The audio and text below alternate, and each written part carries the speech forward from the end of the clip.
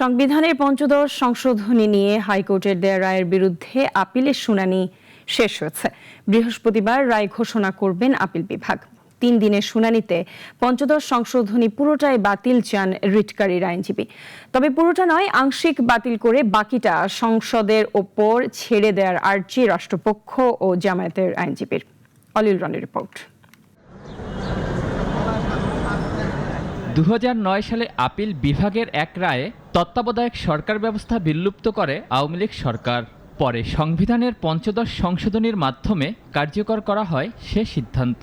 তবে রাজনৈতিক পট পরিবর্তনের পর ২০২৪ সালের ১৭ই ডিসেম্বর হাইকোর্ট সংশোধনীর কয়েকটি ধারা সংবিধান পরিপন্থী বলে বাতিল করেন। যে রায় ঘিরে শুরু হয় আইনি লড়াই। হাইকোর্টের দেয়া সে রায়ের বিরুদ্ধে আপিল শুনানি শেষ হলো আজ। ৩ দিনের ক্ষুরোদার যুক্তিতর্ক শেষে আগামী বৃহস্পতিবার রায়ের দিন ধার্য করেন আপিল বিভাগ। তবে সংশোধনী সম্পূর্ণ বাতিল না করে আংশিক বাতিলের মাধ্যমে রাষ্ট্রের নীতি নির্ধারণী বিষয় সংসদের উপর ছেড়ে দেওয়ার প্রস্তাব সর্বোচ্চ আইন কর্মকর্তার। মৌলিক কাঠামো পরিপন্থী কোনো যদি সংশোধনী হয়, কোনো বিধান সংযুক্ত করা হয়, তাহলে বাতিল করার যে বিধান এবং যে রায় ইতিপূর্বে প্রচারিত হয়েছে আমরা সেটাও বলেছি।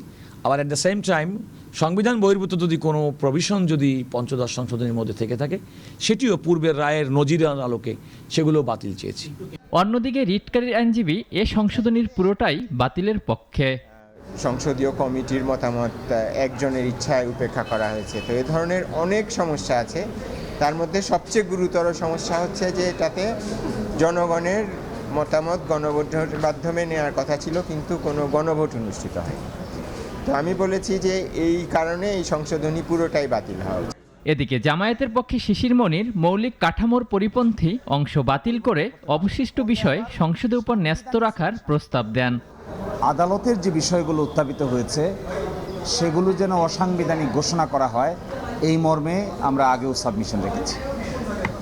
আর যেগুলো সংসদের কাজ, জনপ্রতিনিধিদের কাজ, সেগুলো যেন সংসদের উপর ছেড়ে দেওয়া হয়।